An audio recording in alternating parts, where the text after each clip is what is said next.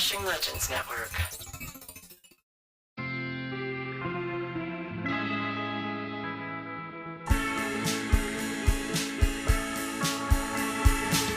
Hey everybody, if you're a first-time listener, welcome to the show. If you're a regular listener, welcome back. I'm so glad to have you all here. A quick disclaimer explanation before we start. I think something does need to be explained. So there's a point in tonight's podcast where I sing, okay? Now there's a reason for this, and by the way, it's horrible.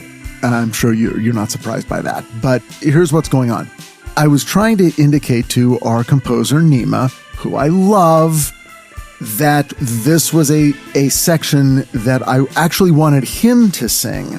Okay, so, but just to sort of block out the timing, I went ahead and attempted to sing a small bit of a song, okay? Now, he listened to it, and he's like, you gotta keep it. I'm like, I'm not gonna keep that. He's like, no, it's charming. You got to just leave your voice in there. Just leave it in. It's charming. You know, look, Nima can talk me into a lot of things. And I trust Nima with my life and the music. So I was like, okay, maybe I'll leave it in. Now, I have regretted this decision ever since, but the longer it went, the more it became a thing where I couldn't back out. So anyway, the point is this. When you hear me singing, please understand, this is not me trying actually, it is me trying my hardest. Actually, that is what you should understand, how sad that is. Anyway, so just when it happens, be prepared and please forgive me. And if you can't forgive me, just blame Nima. Okay, here we go.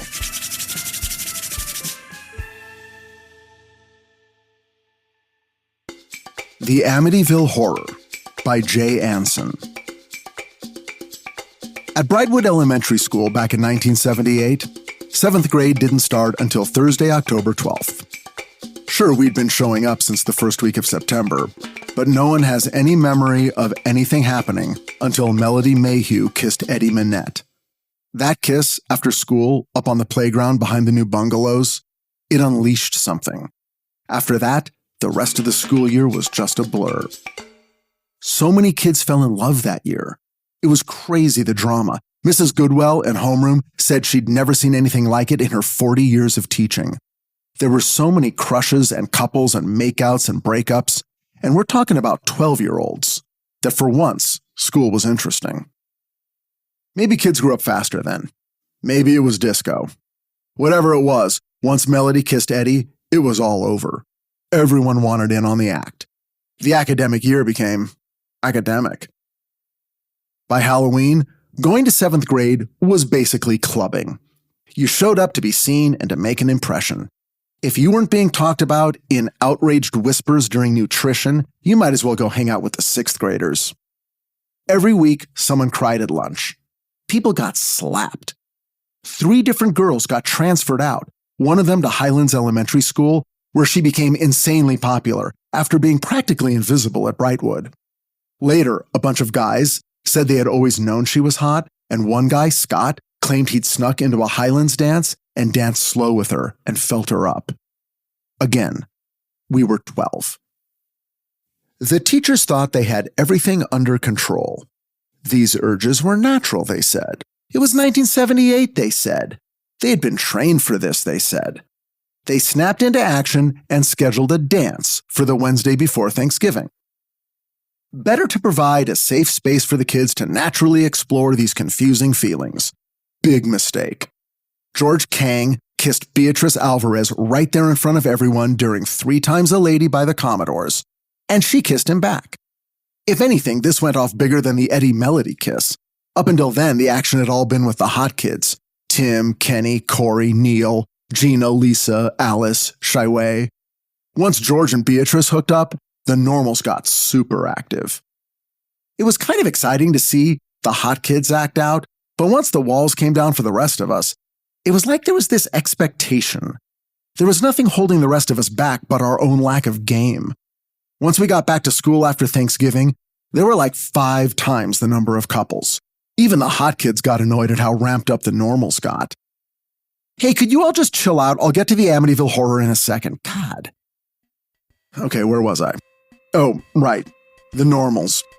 George and Beatrice started going to his house after school, where his parents weren't, to make out. This was just a rumor until it got confirmed by Gina, who was friends with Miyako, who apparently saw it, or at least saw the hickeys. This was when things got weird for me. I'd gone through my entire childhood looking down on all these kids. They were a bunch of immature babies, but now they were all up on each other. I was in immediate danger of being seen as even less grown up than these losers. And it was especially galling because I'd had like a million crushes back when it wasn't cool. And now, even if I did manage to make a name for myself and put some points on the board, I'd still be miles behind so many others. It's almost like it wouldn't even count.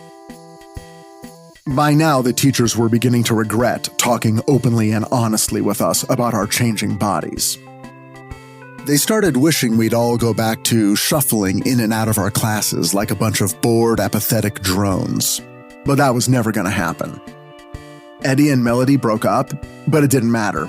It just meant they were single again, back on the market, fresh blood in the water, and people moved in. So the faculty doubled down and scheduled a Christmas dance. I think it was Mr. Glick who pushed it. He just wasn't going to back down and let a bunch of 12-year-old kids scare him. In the run-up to the Christmas dance, we all knew it was time to step up or shut up. You were either going to ask someone to go with you, or you were going to acknowledge that you had no business being in 7th grade. One thing was clear that year. Brightwood Elementary School was no place for kids. Like so many things in school, I pretty much accepted that I was going to be left out. I was used to it. I didn't love it, but I was used to it. Plus, it didn't really matter because in some basic way, I didn't believe it. I just didn't believe in the authenticity of the other kids' feelings. There was no way they were all in love. They were just playing at emotions, trying them on for later use. I was the only person I knew who had genuine emotions.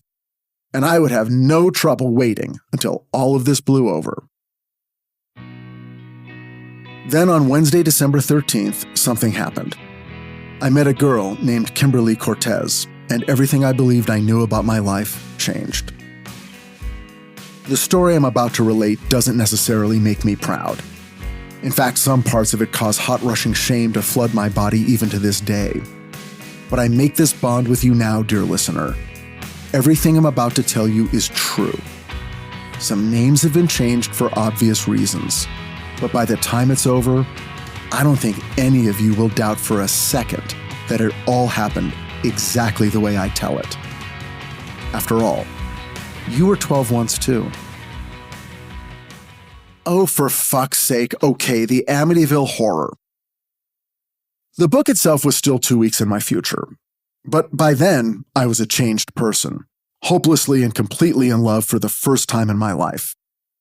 But I'll never forget pulling the brand new, sleek, shining paperback of the Amityville Horror out of my Christmas stocking. It was absolutely gorgeous. If you've seen it, you know, and if you haven't, it's in the show notes. The title is written in blood red lettering. The second vertical bar of the H in horror trails off into a barbed devil's tail, cutting through the most important words on the cover. A true story. I ran my hand over the slick cover and got my first look at that beautiful demonic house and fell in love. How could it not be haunted? The damn thing had eyes. The Amityville Horror was a non-fiction publishing phenomenon. Written by Jay Anson, it was published by Prentice Hall in September of 1977 and went through an astonishing 13 printings in its first 6 months. The paperback came out in August 1978 and sold even better. Okay, a quick rundown if you're listening to this but somehow don't know the basic story of the Amityville Horror. It goes like this. On the night of November 13th, 1974, 23-year-old Ronald DeFeo murdered his entire family with a shotgun, both parents and 4 siblings. The murders took place in the family home at 112 Ocean Avenue in Amityville, Long Island. 13 months later, George and Kathy Lutz bought the house. According to the book jacket, quote, "On December 18th, 1975, a young family of 5 moved into their new home. 28 days later, they fled in terror, leaving most of their belongings behind."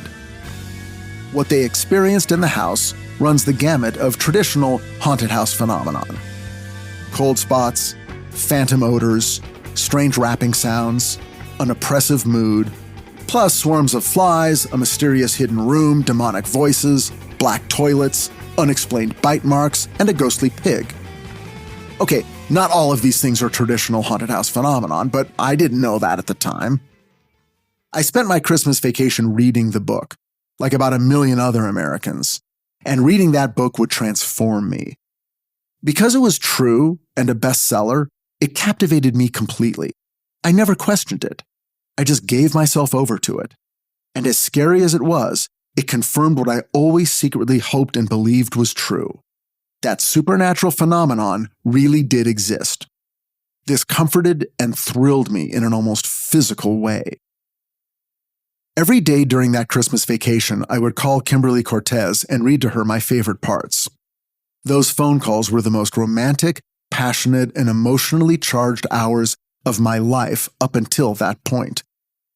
The Amityville Horror was my doorway into adulthood. And in so many ways, so was Kim. It all started before Christmas, with Mark Upshaw's freakout just after Mr. Glick's science class. Mark and I were friends, good friends, which makes everything that happened afterwards even worse. "Are you in consumer group?" Mark asked me. "Yeah," I said. "Glick chose me last week." "You gotta find out who Kim likes." It turned out Mark had a giant crush on a girl named Kimberly Cortez, and he wanted to ask her to the Christmas dance. Kimberly was new to our school, but since she wasn't in my homeroom, she wasn't on my radar. But she was definitely on Mark's radar. This was not a total surprise. A lot of people were melting down over various boys and girls, but it was strange to see Mark literally writhing with desire as he talked about her. The first meeting of Mr. Glick's consumer group was during lunch period, in 5 minutes, which meant I'd be in a room with Kimberly and about 6 other kids for the next hour. Mark was leaving school for the day for a doctor's appointment because he was diabetic, so he begged me to talk to her and try to find out if she A, liked anyone, B, liked Mark, and C, was planning on going to the Christmas dance that Friday after school. I was totally game. I thought it'd be fun to sort of be his spy. I told Mark I'd find out whatever I could. After getting my lunch, I circled back into Mr. Glick's class. For anyone who's interested, Consumer Group was an extra credit activity where students would conduct surveys about consumer habits among our friends, families, and even strangers, and then submit our results to Mr. Glick and his friend, David Horowitz, a local Los Angeles consumer advocate on KNBC News. Because we were kids, there was a good chance we'd get to be on TV, and that is the only reason I was doing this. I walked into the classroom. Glick wasn't there and wouldn't be for at least 10 minutes. Kimberly was there, and I want you to know she was a perfectly pleasant-looking girl. She was not the hottest kid in 7th grade, but she was far from the bottom of the pile either. She was firmly in the upper middle, like me. Since I didn't know her, I realized I couldn't approach her directly. Instead, I went up to Lisa too and asked her if she knew Kim. I was friends with Lisa too, so I told her everything. That Mark had a big crush on Kim, but didn't know if she was in a couple already. Did Lisa too know? Lisa too grabbed my hands and made crazy eyes at me and said, "Let's go find out," and dragged me over to Kim. "Kim, Richie wants to know if you have a boyfriend." Now, this could have been incredibly awkward if I had at that moment liked Kim, but I didn't. That was still a few minutes away. Kim looked at me with all the calm and class of an 8th grader and said, "Why do you want to know if I have a boyfriend?" What could I say? I told her I had a friend who wanted to ask her to the Christmas dance. I wouldn't say who it was, but if she would tell me if there was someone already on the scene, I would take that information back to him. She asked me who my friend was, and I smiled and said I obviously couldn't tell her. Then she winced and said, "Is it Mark Upshaw?" I must have looked shocked because her body sagged and she muttered, "I knew it." And I knew by the way she said it that she did not like him. And I was so glad. She leaned toward me and asked with quiet intensity, "What am I supposed to say to him?" It was a crazily intimate moment, but it felt like it made complete sense. We were both on the inside of something now. It was like we had known each other for years. It was like we were continuing a conversation we'd been having on and off our entire lives. It was thrilling. There was an of courseness between us, and now we shared a bond, a problem we needed to solve. How were we going to break the news to Mark that she didn't like him? Before I could say another word to her, Mr. Glick walked into the room, all 5'1" of him. He had a mustache as thick as his New York accent. "All right, quiet down, everyone. Sit down. We got a lot of work to do. This isn't social hour. Richard, sit down. What are you doing bothering Kimberly?" This should have been humiliating, but it wasn't. I sat down and looked at her, and she looked at me, and the look said, "To be continued." I don't remember exactly what happened the rest of that hour, except that I flirted with her outrageously, never took my eyes or attention off her. I felt like everyone in the room was in on it, including Glick. They all knew we were the perfect couple, made for each other, and were as delighted as I was that we were finally together.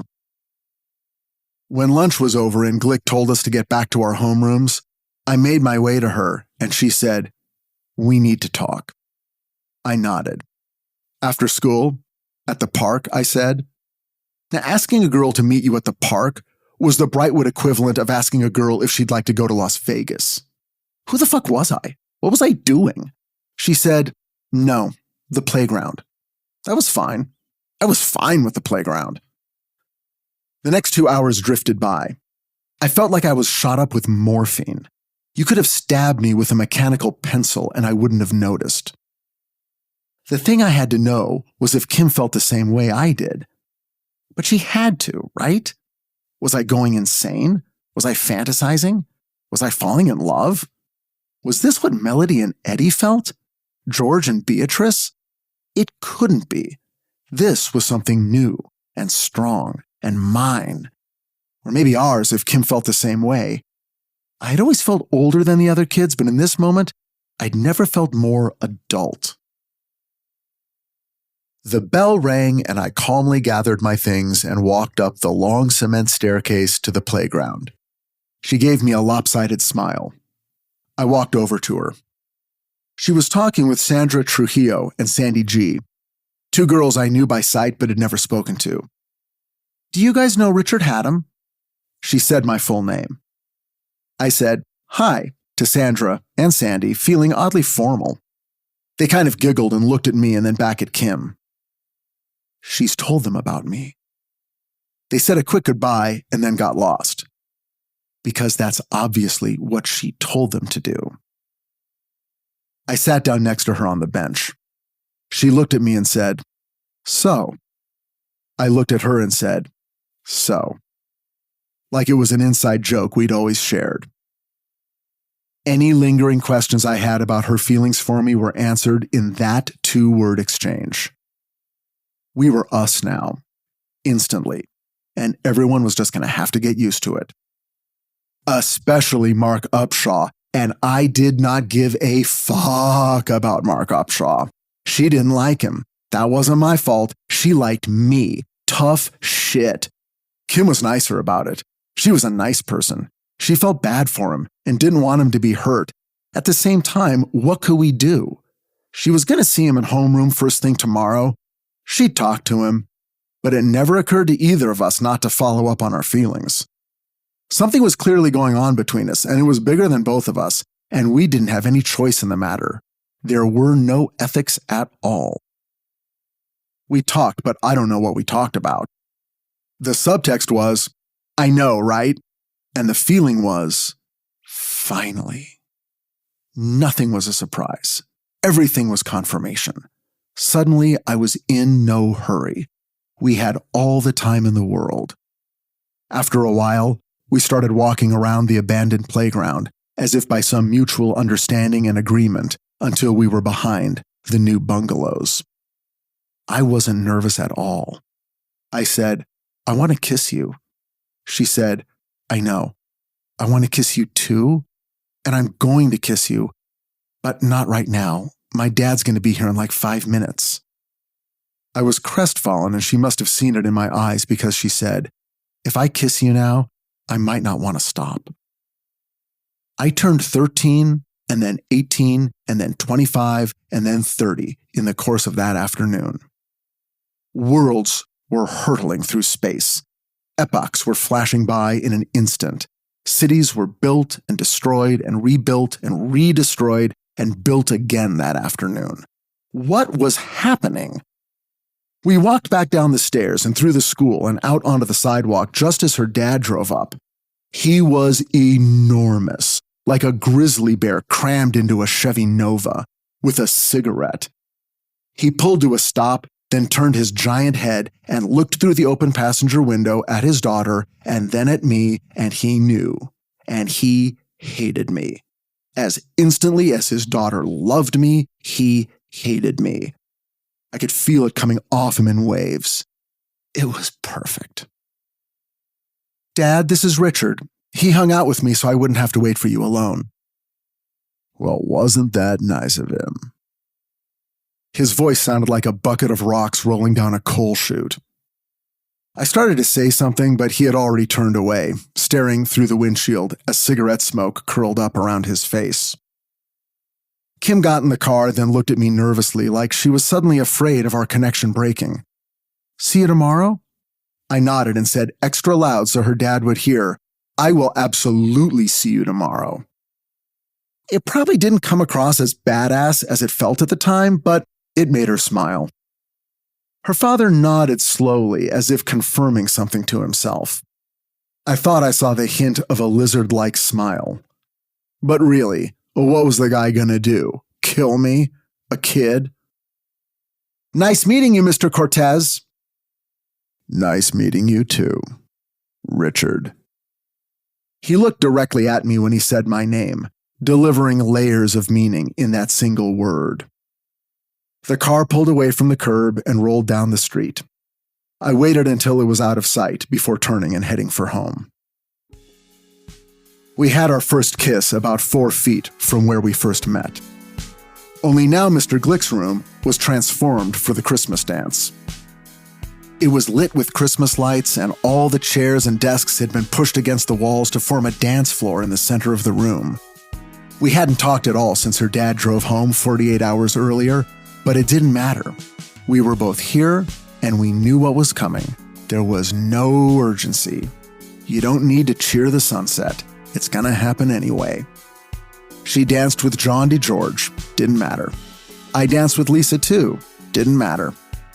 About an hour in, after a lot of fast dances culminating with Macho Man by the Village People, whoever was choosing the records put on How Deep Is Your Love by the Bee Gees. And I knew it was time. I walk over to her and hold out my hand. She takes it, and I lead her across the dance floor to the far end of the room, the darkest, most private corner beneath the American flag. Then, just as Barry Gibb begins to sing, I pull her in, and we sway imperceptibly to the most romantic song ever written or performed by any human beings in the history of the planet Earth. Then, just as he sings, "'Cause we're living in a world of fools, breaking us down, when they all should let us be." I lean back and look at her, and then we kiss for the very first time. And our connection is complete. I am hers. She is mine. We belong to you and me. Finally. I call her every day. We talk for hours. And after Christmas, I start reading to her from the Amityville Horror. Together, We move into the large, rambling Dutch colonial on Ocean Avenue. Together, we feel the odd, oppressive mood of the house bearing down on us. We wake every night at 3:15 and brace ourselves against the ice-cold Long Island wind and check the boathouse and lock its door for the 1,000th time. We see the mass of flies ripple and heave against the window panes of the sewing room. We endure the raging fevers and blistered palms of Father Mancuso, who suffers the tortures of the damned for doing nothing more than blessing the house for the Lutzes the week they move in. Together, we struggle to understand what the Lutzes are forced to experience in that house, and we imagine how we would feel sleeping in the very same rooms as the DeFeo family did on their very last night alive on Earth. Kim takes it and me very seriously. And I realize suddenly that she doesn't know the Richie Hatem that everyone else at Brightwood knows. She doesn't know me primarily as funny. And funny was really the only thing I had going at Brightwood. I was outgoing and always trying for a laugh. This was not considered cool or hot. Being sullen and quiet and inarticulate, like Eddie Minette, that was hot. Breaking rules and smoking and wearing Ocean Pacific shirts and a puka shell choker like Tim Gonzalez, that was hot. And those were things I could not pull off. You know who would have been hot at my school? Ronnie DeFeo. So what if he killed his whole family with a shotgun? He had a beard and emotional problems. Hot. But Kim was new at our school. And sure, I make her laugh, but for her, that's just one part of me. She also sees me as someone who knows a lot about the mysteries of the world. Ghosts and UFOs and Bigfoot, and those mysteries interest her too. It's my seriousness that she finds attractive, and this touches me in a way I can't express. It means the world to me. January 1979 is bliss. There are no dances, but we somehow find a way to touch each other every day, even if it's just her fingers grazing my arm as we pass each other in the hall, or my hand holding hers after school as we wait for her father's car to appear at the end of the block. And then we slowly separate so he will not know, and it is magic. Nothing hurts me anymore. Nothing scares me. I love and am loved. We tell each other I love you all the time, and we never question the truth or reality or wisdom of these words. We mean them every time we say them. It's the truest thing in our lives. And we laugh so hard, and we fight. But we're really just experimenting with another way to feel our love rise up in our hearts again, and it always does. I read the Amityville Horror a second time that month, just for myself this time. I want to re-experience those time bomb chapters again, each one ending with an explosion of terror. The book was so good. How could it be so good? I'd read a lot of books by then, but I hadn't fallen in love with a book before. This book was written as if Jay Anson wanted me to enjoy it. I didn't have to work hard. There were no boring parts I had to get through to earn the good parts. For some reason, the one moment that really got me was when George Lutz heard the blaring sounds of a marching band in the living room one night. He ran down, flipped on the lights, and the music instantly stopped. That's when he noticed that the rug had been rolled up and every single piece of furniture was pushed against the wall, quote, as if to make room for a lot of dancers, or a marching band. The chapter literally ends with an exclamation point. In fact, 12 of the 25 chapters in the Amityville Horror end in an exclamation point. Who does Jay Anson think he is, Ian Fleming? The second time through, I felt as if I knew the Lutz family. George, brooding and moody, always cold, constantly stoking the fire. Kathy, scared and somehow guilty, as with every passing day, she became more and more convinced that their dream house was a living nightmare bent on destroying them all. And the kids, Danny and Chris, the brothers, having their own mood swings, toggling between anger and fear, and Missy, the little girl, and that goddamn ghost pig, Jody. Maybe that's the part I identified with the most. No, not the pig. The feeling that they were losing their minds. The second time I read the book was definitely scarier than the first time, because I knew all the bad things that were coming, and I knew how it was all going to end. There was no question that Kim and I were going to the Valentine's Day dance together. By February, we were an established couple, and because Kim was friends with Gina and Lorraine, we were accepted into the circle of hot kid couples. For the first time ever at Brightwood, I was officially popular. I was even borderline cool. Tim and Eddie and even Kenny accepted me as a provisional equal. My funny thing was the thing that allowed them to let me be a part of their group. It was an acceptable role for me to play. Funny wasn't something they wanted to be, so it wasn't something that threatened them. About a week before the Valentine's Day dance, the phone rang. It was Kim, and she was crying. "We're moving." For a second, I couldn't process what she meant. Like, right now, I'm never going to see you again? She said her dad had gotten a job in Oregon and she wasn't sure exactly when they'd be moving, but it could be soon. She might not even finish out the year at Brightwood. I was destroyed. I felt pre-abandoned. I felt whatever young people in love feel when circumstances intervene to tear them apart. I promised her that no matter what, our relationship would survive. We would do whatever we had to do to make sure that it did. And I'm certain that I did not hear any doubt or hesitancy in her voice when she agreed. I ramped up my game. For Valentine's Day, I bought her a bottle of Fabergé's Babe perfume and some Kissing Potion strawberry swirl lip gloss and a little gold heart necklace from the Save-On Pharmacy down in Atlantic Square. I insisted that my dad stay in the car so I could make these purchases privately with the money that he had just given me. I could not have been more self-conscious if I was buying flavored condoms. I wrapped these gifts in pink and red floral paper and tied them with gold ribbon. And I wrote her a letter declaring that nothing could or would ever come between us. Then I gave her the presents just before the dance. I sat there pulsating with emotion as she opened her gifts and then read the letter. It made her cry, and that is all I have ever wanted from my writing career.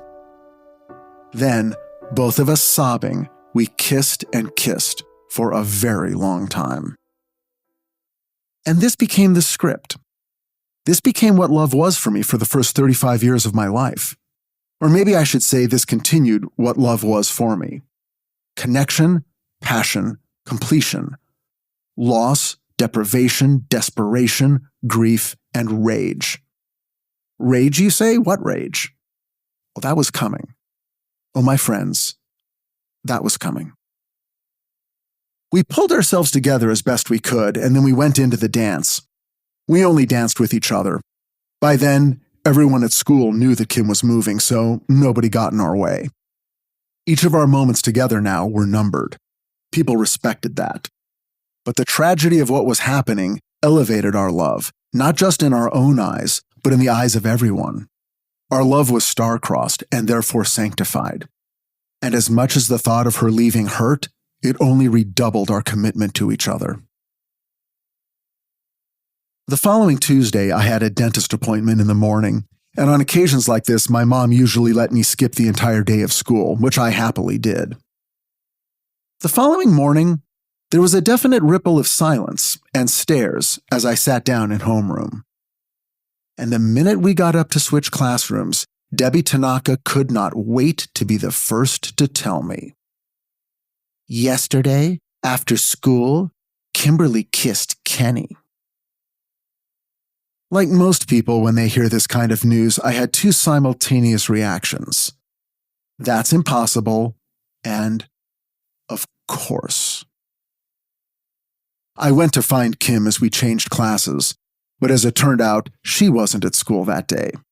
So I had to suffer through an entire day of people staring at me and asking me how I was doing, before I had an opportunity to do the only thing in the world I wanted to do, talk to my girlfriend about what happened. I felt sick and dizzy and humiliated and heartbroken. And just in case, I started to feel a little angry. Just in case. I got home and I called her. The minute she got on the phone, I knew it was true. But I asked her anyway, and she admitted it. She had kissed Kenny. But why? Her voice took on an odd plaintive tone I'd never heard before. I'm sorry. He said he wanted to talk to me after school, so we talked and he said he liked me and then he just kissed me. I asked her if she kissed him back.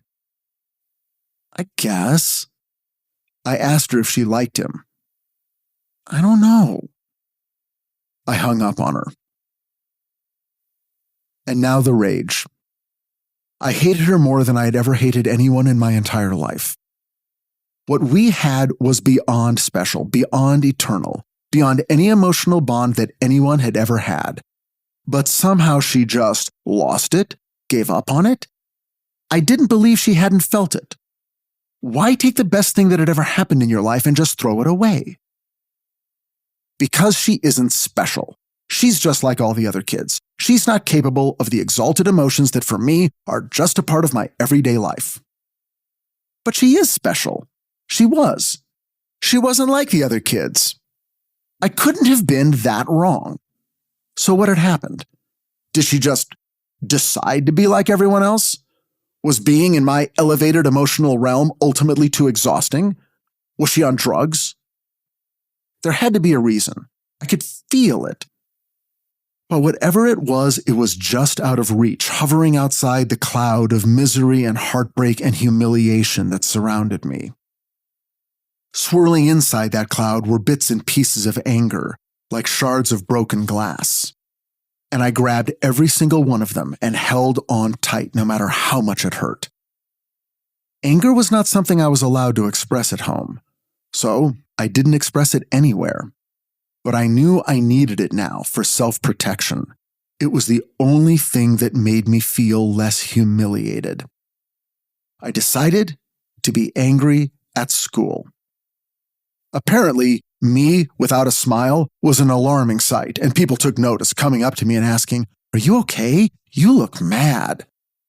I kind of hated playing into the adolescent drama of it all, but I wanted her to know how badly she had fucked up. I wanted her to feel the loss of my friendship and respect and love. I was so hurt. I wasn't going to have a screaming fight with her, but I wasn't going to let her off the hook either. I think her expectation was that I would want to talk to her. It made sense. For the last 2 months, we'd talked endlessly about everything. So instead, I behaved as if she didn't exist. I would talk to anyone and everyone but her. This was beyond being passive-aggressive. I was aggressively passive. But by the weekend, I realized this wasn't enough. You can only ignore someone so hard. So I came up with a plan. It was brilliant and it was psychotic, and it could only have come from the brain of a hurt 12-year-old me. I waited 1 week. 1 week was typically how long any school drama had the gas to last. By then, whatever had happened between me and Kim was old news. There were other, fresher dramas to obsess over. I was pretty sure even Kim was moving on with her life. Well, not me. Starting the following Monday, after I got home from school, I called her house at exactly 3 o'clock and let the phone ring one time, and then I hung up. Then I did it again at 4, and 5, and 6. Then I did it again the next day. I did it every day. I did it for weeks. Those of you too young to have ever lived with a landline, especially before phone answering machines were in common use, you probably have no way of understanding how unnerving this sort of thing was. It would be like someone pounding on your front door every hour on the hour, and every time you answered it, no one was there. Finally, one day her dad must have been waiting, because the instant the phone rang, he picked it up quick and screamed, "Whoever this is!" And then I hung up. But those 3 words thrilled me because it meant they weren't sure. They probably thought it was me, but they weren't sure. I didn't stop. There was no way anyone could ever prove I was doing this. It was a free local call, and it never went through anyway, so there was no record of the call ever being placed. Even the one time Kim's dad picked up, so what? That was one call. For all he knew, that was just a normal human being calling and then getting yelled at by him. After that, I started to get a busy signal. This meant that either they were taking their phone off the hook all afternoon, which would have been insane back then, because a phone was all you had. Or even better, what it meant was that they were waiting all afternoon, staring at the clock, and then going to the trouble of taking the phone off the hook just for a few minutes at the top of every hour from 3 to 6, which would be so incredibly inconvenient and insane that it filled me with delight. I considered every possibility. What if Kim's dad got my address from Kim and drove to my house and confronted my parents with his theory that I was calling their house every day at exactly 3, 4, 5, and 6 and then hanging up? He would never do it because it would be insane. What adult would ever show up anywhere and accuse a 12-year-old of such baffling, pointless, and ultimately harmless behavior? But if he did, I would stare at him like he was insane, and I would deny it. Now, if he was smart, he'd come to my house just before the top of the hour, like say 3:57, and knock on my door and insist on talking to me and my parents all at once just to make sure the conversation went past 4 o'clock. And then, again, if he was smart, go home and find out from Kim if the phone had rung at 4. Now, if it hadn't, he would have circumstantial proof that the caller was me because I couldn't make the 4 o'clock call because obviously I was busy talking to him. But the proof would only be circumstantial, and in any case, it wouldn't stop me. What was he going to do? Come to my house every day, every hour, from 3 to 6, just to keep me from calling his house? That would be amazing. Yeah, guys, I know. This was stalker behavior.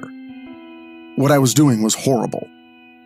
I know that now. I just didn't know it then. And in my tiny poisoned brain, I told myself, I'm not hurting anyone. I'm not screaming at anyone or hitting anyone. Those were the ways you really hurt a person. I knew. I'd had plenty of first-hand experience. The final week of March was Play Days. This was the name given to a statewide week-long school curriculum designed around getting kids off their asses and out onto the playground to do fun, organized team competitions that would finally prove to all of us that exercise was groovy. Teams of 6 kids each were assembled randomly throughout the grade, so this would not be a case of homeroom against homeroom or friend group against friend group. And ideally, all the naturally athletic kids would get evenly distributed among the weak, the halt, and the lame. Kim and I were placed on the same team. As kids wandered around the playground, clustering up, she came right up to me. We had not spoken for 6 weeks. Hey, she said, would it be okay if you and I could just be friends? There was nothing coy or manipulative in this. It was very straightforward and sincere. I was completely disarmed, and for one of the only times in my life, I didn't know what to say. When I didn't answer her right away, she said, Do you still hate me? Wow. What could I say? If I said yes, that meant she still had power over me. But if I said no, that meant I had forgiven her. So still I said nothing. I'm not with Kenny, you know. Nothing ever happened after he kissed me. I don't like him. I didn't say anything. I was still trying to process. Well, anyway, she said, I'm sorry. I never meant to hurt you even though I know I did. I just miss you and I wish we could be friends. I didn't say anything. So finally, she turned around and started walking away. Hey, Kim, I called out. She turned around and I said, Yes, it's okay. We can be friends now. She gave me that same lopsided smile she gave me the very first day we fell in love.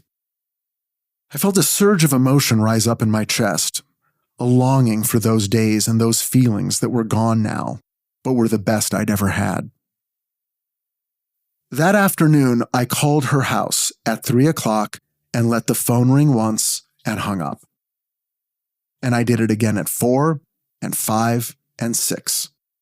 I did it for the rest of the week. I had to, you see. If I had stopped on the day we made up, she would have known it was me all along. Kim and I spent playdays being friends, but we weren't really friends. And we weren't friends after that week either. We were just nothing. I don't remember much about the last 2 months of school. And by the end of the year, I was a little confused as to why I had ever loved Kimberly at all. She didn't move. She stayed at Brightwood for the rest of the year and all of 8th grade, and graduated with everyone else on June 12, 1980. It was a wonderful day. Her father was there, and so were my parents, and I gave a speech that got some laughs, and she looked beautiful, but we didn't speak, and after that day, I never saw her again. Years later, in various interviews, the Lutzes were asked repeatedly, what does it mean to live in a haunted house? How does it really feel? For George and Kathy Lutz, I imagine it was like being in a prison you're free to leave at any time, but you don't want to leave. Things keep happening, and you think, what's happening? Is this really happening? It can't be happening. There must be something wrong with me. Feelings take over, but are they coming from inside you or outside you? You're scared and embarrassed and angry, and the worst part is you doubt yourself. And when it's over and you're finally out of it, it's hard to recognize the person who endured it all as yourself. Maybe that's the scariest part of all, the degree to which you lose yourself. Thank you for joining me on Richard Hatem's Paranormal Bookshelf.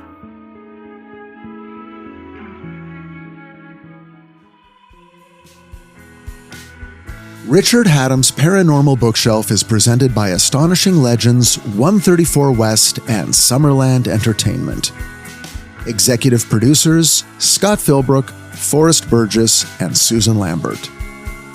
Our associate producer is Tess Feifel, and our sound designer, engineer, and editor is Kevin Ducey. Artwork is by Tommy Beaver, website is by Kayla Lord, and our music, as always, is by Nima Kazaruni. Please join us next time when we move the clock up to 2004, and I have one of the strangest experiences on a television show ever when I work on a TV show called True Calling. And we continue our Amityville Horror mania with a book called The Amityville Horror Conspiracy. Until then, be safe and be well, find the light in the dark, and we'll see you again soon.